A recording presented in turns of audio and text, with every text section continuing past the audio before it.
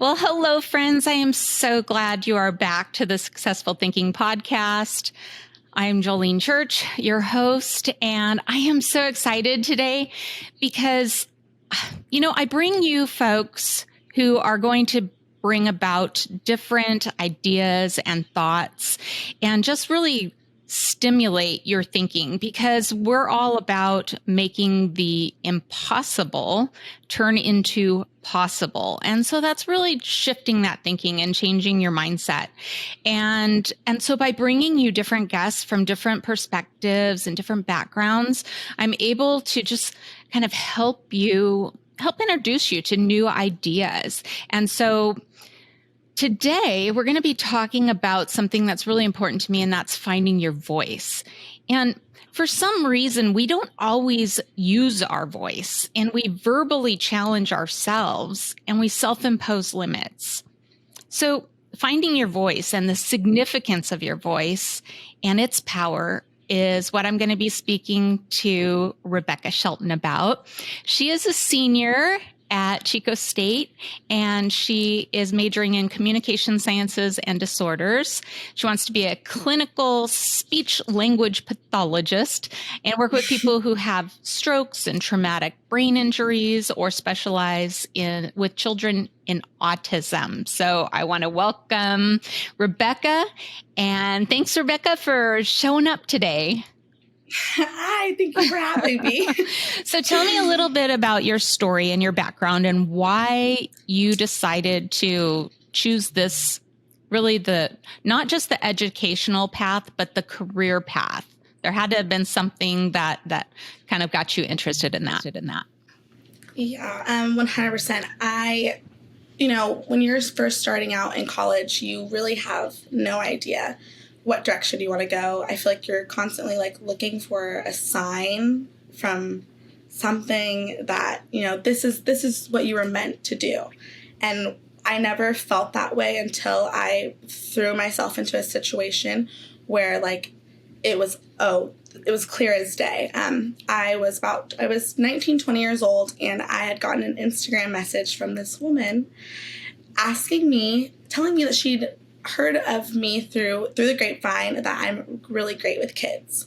And she had told me that she had a child who she thought had ASD, which is autism spectrum disorder, but he was not diagnosed yet.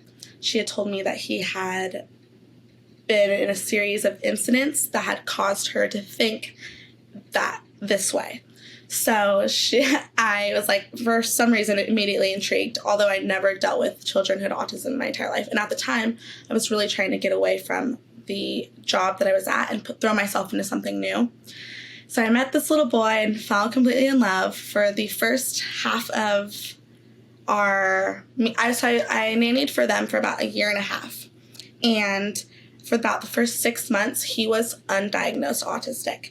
And if you want the resources and the help, you need to have your child diagnosed. Without it, you do not get any help. They throw you in a special needs class where you're not even probably supposed to be in there. And there's children who are all across levels of autism, from 1, 2, 3, from severe to mild. They just kind of group them all together. And what that happens is, if children who are mild pick up, techniques from children or that are more severe than them, and it causes them to get worse. Mm-hmm. So they're not getting the help that they properly need. So I came in totally in over my head. I cannot tell you the tears and the crying and the just everything. It was insane. And so she absolutely was thrilled to have me. She was just thrilled to have anyone who was willing to help her, because I think it takes a really special person to see someone with a severe he was level 2, so it was moderate severe, definitely needing assistance. But I think it takes someone with extreme patience to say, okay, I'm able to love this kid as if they're my own and want to see it through. And once I started with him, I was okay, I want to see this through. I want to see this boy live to his full expectations. So then I started going with her to his appointments And then we started getting his diagnosis on the roll. So we were going to UCLA and we were going to his neurology appointments, and I was there with her every step of the way. And then once he was finally able to get a diagnosis about 6 months in, then he started getting the help that he deserved. So he's going to programs called CARDS, which is Child's Autism Related Disease. It's a whole program with children for autism to help them reach their full potential. So that's where I met his speech language pathologist. And I was like, what is this field? This is insane. And I took him, and she sat him in this room, and she just started like doing kind of like this rubbing sensation on his arm, and immediately kind of like calmed him down. She was playing meditation music. I was like, what? Where am I? Like, this girl had this special technique just for BT, which is a little boy, sorry, that I wanted just for him. She had this whole like plan, and it was specialized for just him. And that's what he needed. He needed someone to sit down and make a plan for him. And I thought, as an SLP, we don't want them to be 50%, 60%, 70%. We weren't fine with that. They want them at 100%. They want them at 100% to be exactly who they want to be. And immediately I was like, wow. So, shortly later on, he gets better and better and better. He's nonverbal, and about 2 months before I stopped working for him, he was talking to me in sentences and telling me, Becca, I'm playing with my toys. And I remember that was the first sentence that he said to me. And I was like, whoa, did this just happen? And it was like breakthrough. And then it was just from there on, I was like, yep, I know exactly what I want to do. That was like super cool. It was really crazy. And I was just looking for a sign, something that told me like, this is what I'm here to do. And So the significance of that, though, so here's somebody who can't talk, and I think we all take for granted that we have a voice, right? That we can speak. And it's like I just injured my foot this weekend, tore my ligaments, and I'm getting around on a little knee scooter, and you don't realize just how great having that second leg is until you can't do anything and you're hopping around on one foot. So voice, you think about that, and my gosh, so here's someone who can't communicate. So they're verbally challenged. Yeah. Yet often in society, or just even in our families, sometimes we quiet our own voice and we don't use that voice. How has this changed you, or did it just reinforce who you already were? Did this kind of tap into something that was a part of you already, that the being a voice for those who didn't have a voice? Is that always been a part of you? I don't think so. I think that I've always been an advocate for standing up for yourself and voicing your opinions, like that, that you believe in, regardless of your families, or regardless of the people that you hang around. But I think that he taught me the importance of how important it is to be able to express yourself. Because to express your wants and your needs and your desires, so he couldn't even ask me for a glass of water. We had like our own language. I was constantly having to figure out what he wanted. And I think that it totally changed the way that I saw our voice. It was like, wow, like he can't even tell me how his day was. If something happened to him, he couldn't tell me. He literally couldn't find the words.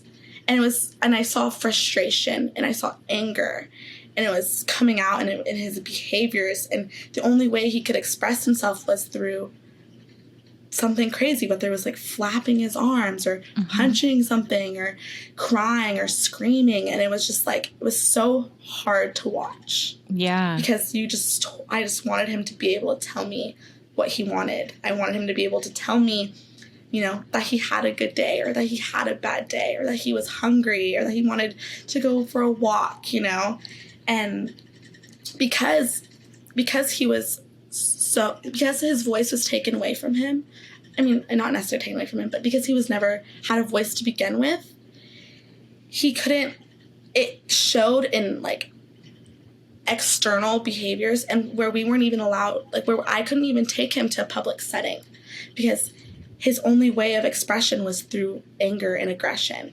And then once he was able to use like these techniques to, once he was like able to sit down with someone and they were like, okay, what do you want? And they gave him all of his time and attention. I slowly started seeing him calm down, and I was able to see him for who he was. He had a personality. He had likes and dislikes, and when you're on autism spectrum disorder, everything's very sensory. So foods and tastes and textures, everything's weird, and he was finally able to tell me that I like this, I don't like this. And that's a big part of who we are as people, is to express ourselves, and not only express ourselves, but be able to listen to people as well, is a big part of what having a voice actually means. Is, so you're a young Latina, and you're looking at different grad schools, and so looking at getting involved in different areas. And so how has this experience with voice and making sure that you have a voice and are properly heard, not right? We can have a voice and we can yell and scream all we want, but is that necessarily effective?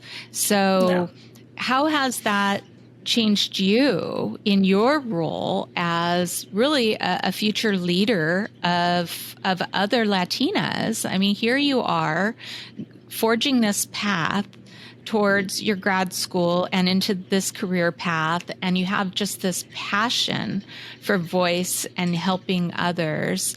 How is that impacting you personally as a young Latina? Honestly, like, I'm a first generation college student, right? So I am like, that is like fuel to the fire. It's like, it drives me. It drives me, and it makes me want to be an advocate for not only like the Hispanic community, but also like women in general. Because I feel like we've been suppressed for so long. And like now with social media, voices are finally starting to be heard, and it really just like drives me. It makes me want to do things like this. It makes me want to throw myself into different situations, because like, if they can do it, I can do it. If like, why not me? And so I never picked up this like leadership. I had like certain little passions when I was younger, things that my parents had sought out for me. I played a little bit of college soccer, stuff like that. But when I was able to pick up something on my own role, I wanted to do something that mattered. I wanted to do something that caused change. I didn't want to be this normal. That's why I chose this major. I tell people what it is, and they're like, "What? What is that? Like, what is that?" And I'm like, "I love that. You have no idea what it is. Let me tell you." And that right there is me already, feeling educated, I feel like I'm important. I feel like they're listening to me because they're intrigued. They're like, wow, like, you're a woman, a Latina woman who has like this voice that just wants to be heard, that wants to help people, and I want to change people's lives forever. And that's what the best part about this is, that I don't just give this person a voice for 1-2 days. They will use this voice for the rest of their lives. And like that, and to me, I have impacted them forever. And like, I got chills, but like, that's just who I am. That's who I always wanted to be. And I never thought of it as like me being, I think I've thought about more of it as me being a woman of a voice. Because I feel like we're often, if you have a strong voice and you are making change, you're sought out as something from men, more than likely, that, oh, she's a hard ass, or she's too strong, or she's whatever, it's like, if we speak up for ourselves, we're too much of this, or we're too much of that, and that's what I want. I was like, I'm not too much of anything. I'm a strong woman and I'm educated. I want to show that, and I want to show my strengths. And that's I think that's where it's kind of always came from. I love this. And so I don't know if you know, but I'm writing a book. My co-author is my mentor, and we are writing a book called Leading the Charge for Change, and it's women inspiring leadership. And so bringing up our next generation of leaders, and particularly female leaders, because as women, we call it ordinary women doing extraordinary things, but love it. That's really what we do to ourselves, right? We think what we're doing is ordinary, but it's anything but ordinary. And so I think what you're doing is incredibly extraordinary. And I believe that other people will be inspired by this as well, to really kind of be the change and take charge and find their voice, find their reason to speak up and to articulate what it is that they want, whether it's change, whether it is just getting things done and being a difference in the world. And I think that's really inspirational. So I ask on my interviews with the women that I've been interviewing for the book, I ask them, is there one person, male or female, that really influenced you thinking that you can do this? 100%. I have an older sister. Her name's Erica. She, honestly, there's this little trend going on. It was like, oh, I don't have my own personality. I get it from this person. And that is me. We grew up in a 4-bedroom house, 4 kids, and my parents, right? So there's 6 of us. So she is my first ever roommate. And she's 7 years older than me. And she has pushed everything she did, I wanted to do. She pushed me. She played soccer. I wanted to play soccer. She went to college for soccer. I was like, that's what I want to do.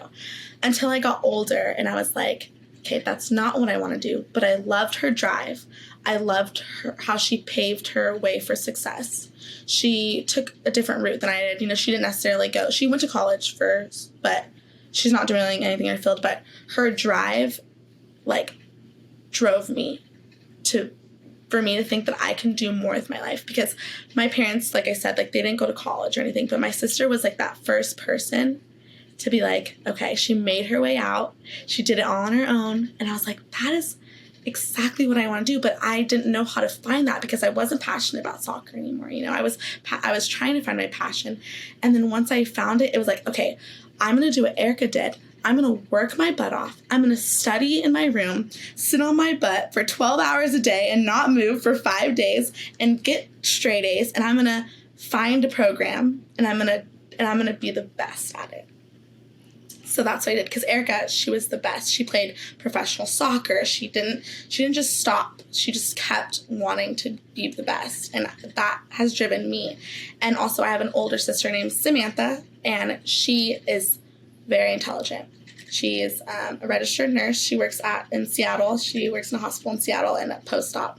And she has inspired me now being a college student with how hard she worked in her school. And she showed me what it took to be great. And I think having 2 older sisters that are so smart and driven and strong, it was oh, all 3 of us are going to be smart, driven, and strong then, because there's no way I'm going to be the odd man out.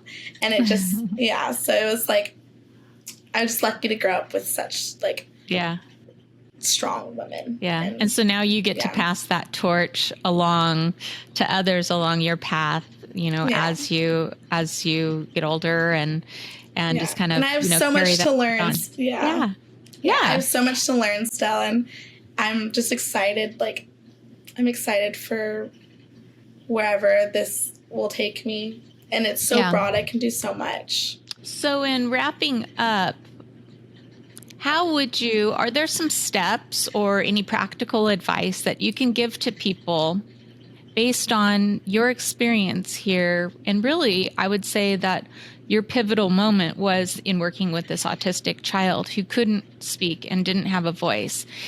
And those who do self-impose limits on their own voice and verbally challenge themselves, is there any advice or anything that you could give the listeners so that they can find their voice or develop their voice? Yeah, so I think a lot of reasons why we hinder our voices and we suppress them is because of what other people think of us. We're scared to mess up. We're scared to sound silly. We're scared that other people, we're going to maybe offend someone, and I think that's why I haven't ever put myself into a situation like this. We're scared of being disfluent, and we always want to be perfect. And I think once you get rid of those anxieties and those depressions and you find coping mechanisms and techniques to really put yourself out there, that's when things start to follow. You have to throw yourself into situations, because hiding and being scared and not just fully submerging yourself into things, that is, you're not going to get anywhere. You're going to keep running into these same anxieties. I dealt with anxiety for years, and finally I was like, I'm done with this feeling of, I felt trapped. I felt trapped in my own body. I felt like I couldn't move. And once I developed these ways, okay, I matter. My voice matters. What I say to people could actually affect them for the rest of their lives. And I know that I've had people in my life telling me things that I hold on to today. And I just want to tell people, do not hide from who you're supposed to be. Don't do that. Don't limit yourself, because you're just as great as anyone else. And honestly, I think that's where it comes from, is that we think that we're always looking for someone else to do it rather than us doing it ourselves. Who am I? Who am I? Yeah. Yep. So that's you're you, the authentic, real, genuine you. And that is why I was really excited to have you on today, because I think it's such an important message that people need to hear. Not just, your experience, I think really drives it really to a whole new level, because those who don't have a voice, they don't have a choice. But we all have a choice, and we have a choice to speak up, and we have a choice to just be real and to step into the fear and to just do it anyway, and to help lead that charge for change, and to also help inspire others along the way. So I want to thank you so very much for being on the show today. It's wonderful, and I'm really, really excited for your future. And thank you again so very much. Thank you for having me. I loved it. All right. Thanks. Bye-bye. Bye.